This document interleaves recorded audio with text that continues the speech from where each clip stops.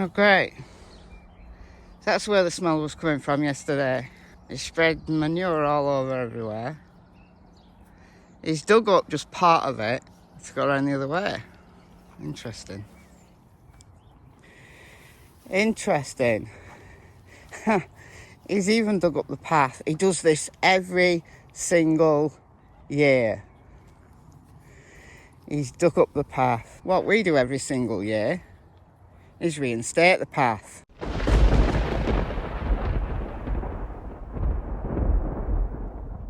Good morning everyone, my name is Michelle. I hope you're doing well. Welcome to another video. It is Tuesday morning, the 29th of April. And there's only one case that I could talk about today, and that is the retrial of Karen Reid. Oh, what a day. What a day it was yesterday. So we're going to talk about just a little bit of it in this video. I am doing trial recaps. Every day that there's a trial, like the following day, if you go to the live tab over on my other channel, Michelle Walks, you will see I do a trial recap of the day before. As you can see, they're getting hardly any views, but I'm still going to carry on doing them.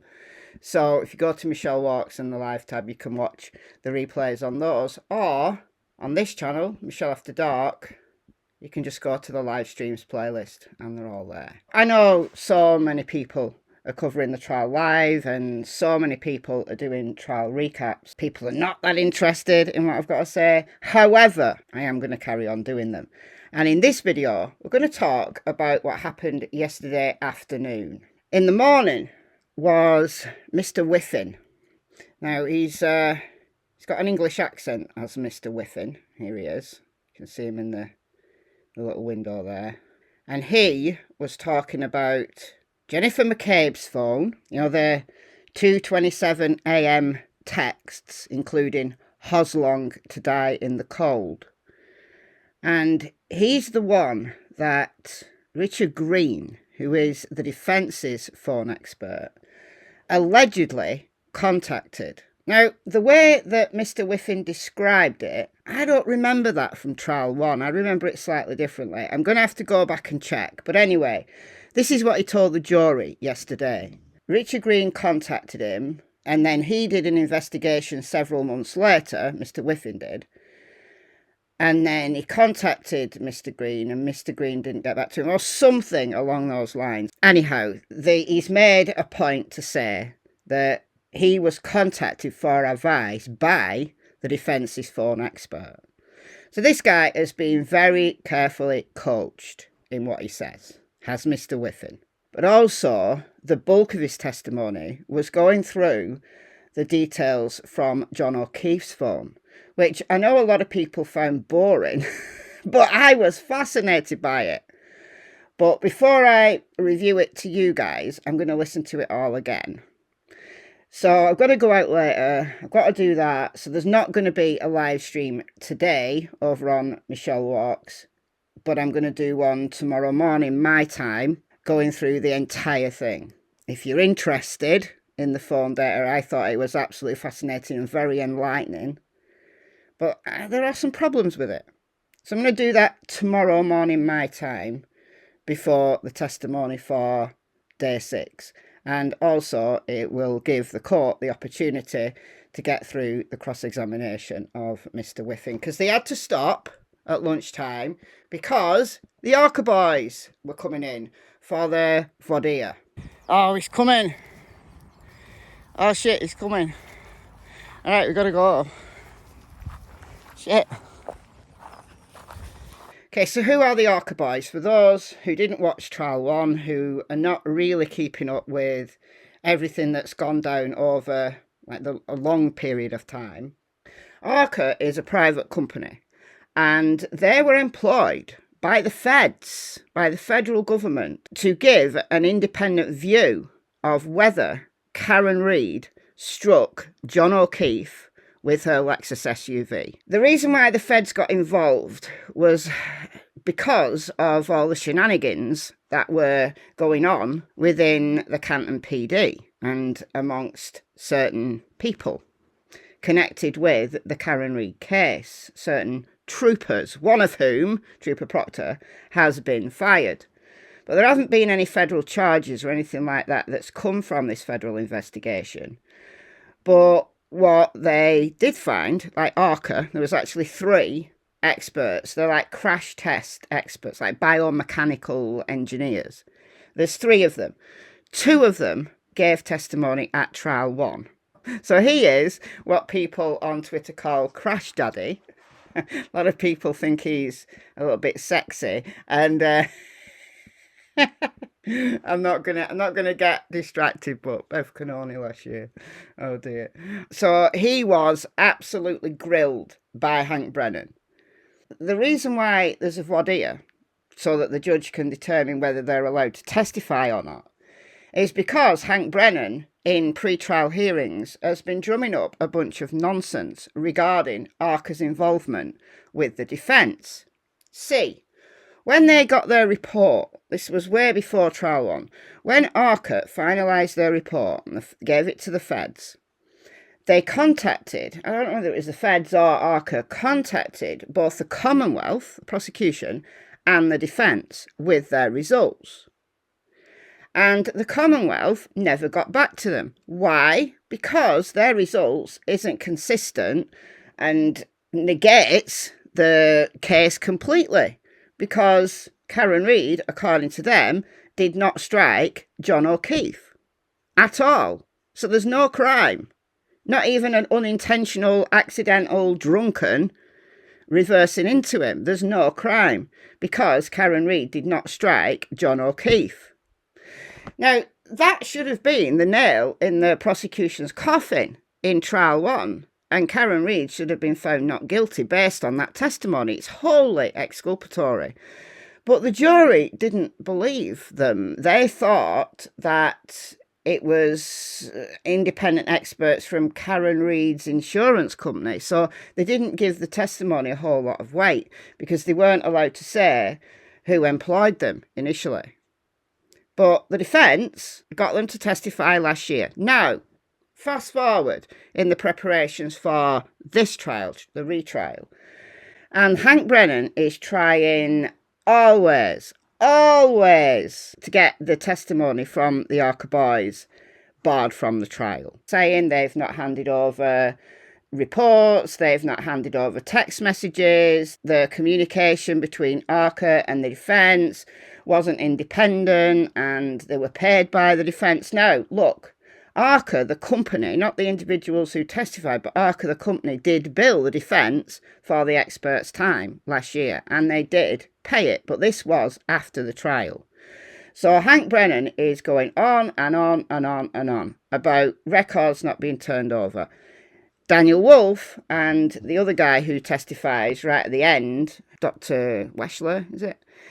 They ran out of time. It went past 4 p.m. and Bev Canoni, I don't know, turns into a pumpkin or something at 4:30. So she always closes the court like 4, and it went over and she wasn't happy about it. Anyhow, I don't know whether they're coming back today or whether that's it. Whether Judge Canoni can make a decision now about whether they can testify based on this one here.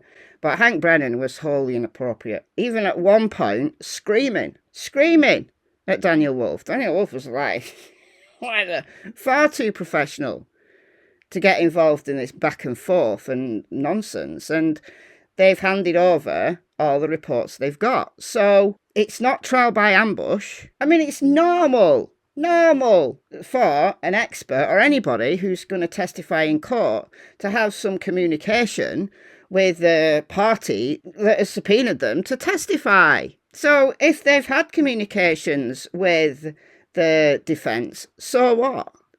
But Hank Brennan was making this massive deal. Look, it's clear that Mr. Whiffin, the phone expert, had been coached. It's clear, as we'll talk about when I review his testimony. It's clear he was coached. It's okay to decide what they're going to talk about and the questions that they're going to be asked. But Hank Brennan is making this big deal of it because he cannot have Arca testify. It's a big problem for the prosecution's case. Again, it should have rendered Karen Read not guilty from trial 1, but it didn't. So here we are. All right, I'm just going to play a little bit of this. I had clarification from the Department of Justice, yes. And that clarification allowed you then to work with the defense on this case? Not work with. We could be called on the defense's behalf to testify. And for that matter, the Commonwealth could have also contacted us and utilized us at trial as well, if they should, please. And they didn't. They didn't. So ARCA is independent because the defense chose to work with the DOJ to subpoena these guys. Like, this is last year when they were still under federal contract. Then they become a witness for the defense, but the report and the findings were done independently. So the defense didn't employ these guys. Now, they paid for their time after the fact, but their report and their findings was independent. And Hank Brennan is either being willfully idiotic, which I think it is willful, and making a massive big deal about this. Oh, and it was hilarious when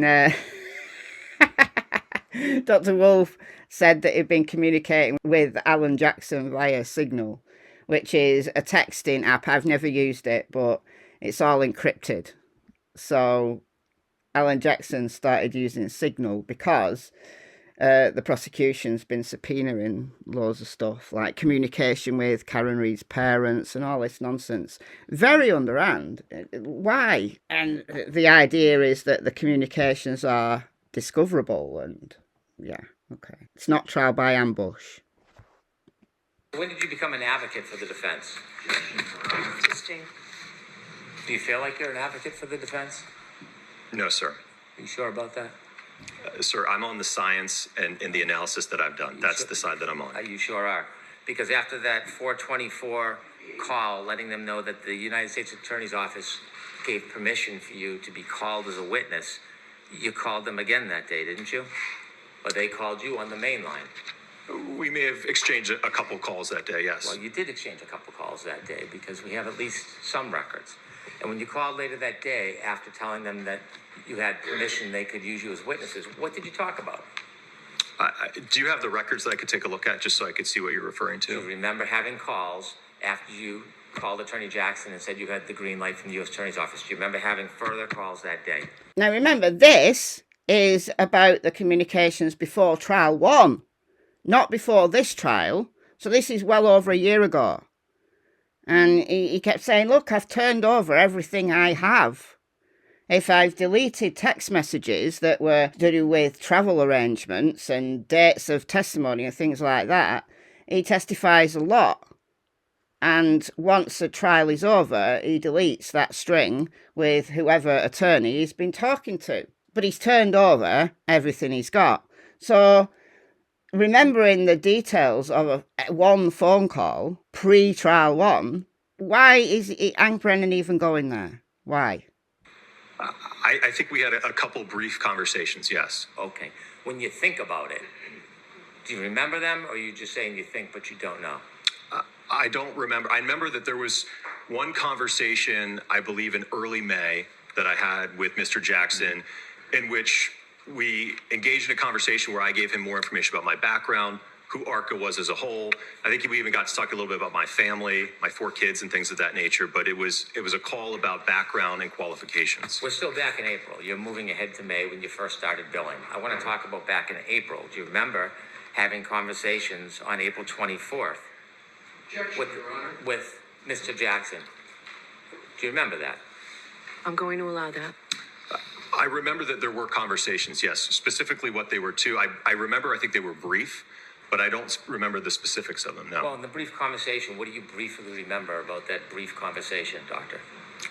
Well, as I mentioned, I think I had finally received clarification from the DOJ, so I think I was letting him know that I had received that clarification. Well, sir, you said that was the first call. There were more than one call. There was then 2 calls to the main line. What did you discuss with him during those calls? Well, to be honest with you, the call to the ARCA main line, I don't even know if I spoke with him. That's just to the main line, not to me directly. So he could have spoken to a receptionist who then tried to get a hold of me, right? So I don't know if that specific call to the main line was to me or someone else at ARCA. Well, this is a new relationship, right? You were working on a contract with the federal government. You have only spoken to Mr. Jackson, according to you, twice. You don't remember the early conversations with them and what they were about? I'm sorry, are we talking about now at the end of April Yeah, still? I'm still talking at April. April 24, 2024. Yeah, as I just discussed with you, from what I recall, it was relaying to him the clarification that I got from the Department of Justice. Right, but that doesn't take more than one call, does it? I don't know. He may have been in court. There might have been some phone tag. I don't know, sir. Well, there was a 9-minute call on April 24th, and then there's 2 calls to the ARCA main line, 3 minutes and 2 minutes. Do you remember any of those calls? Again, when you say 3 minutes and 2 minutes, that makes it sound like, in all likelihood, he contacted the ARCA main line, got a hold of a receptionist or my project manager, and couldn't get a hold of me. Are you just making that up, or that's what happened? Sir, that is my best guess. I don't recall from a year ago. We're not asking you to guess. I'm asking for your testimony. That's what I recall, sir. Do you recall him calling a secretary on the main line? That's what you recall? He very well could have. I just don't know, sir. But you're making a representation that you recall him using a secretary in the main line. I'm asking what you actually did and actually said. Do you remember? He's just said he doesn't remember. He didn't take that call. And it went on like that. And Judge Canoni, yeah, she did sustain some objections, but why she's letting this continue? She clearly doesn't like the defence in relation to this issue. She believes there's been, a grave problem. She's got a grave concern over it. There's nothing to see here. However, it's up to Judge Canoni and Judge Canoni alone to decide whether the ARCA testimony, i.e. the report that completely exculpates Karen Reid, will be allowed to be heard in front of this jury. It's her decision alone. Now, if she doesn't allow them to testify, I think that's a massive grounds for appeal. So it's my guess that she will allow them to testify. There might be certain limitations on what they can talk about, but I think she will let them testify. So we'll wait and see, though. All right, I'm going to leave it there for today. Again, I'm going to go through all of the phone stuff tomorrow. It's going to be a long one. I'm going to start really early. I'm going to go through it all. I find it fascinating. If you find it boring, I'm sorry, but at least it'll be out there for people to watch at whatever time in the future. Let me know your thoughts in the comments, and I'll see you in the next video. Bye, guys. Now I've got to go the long way home. Nice.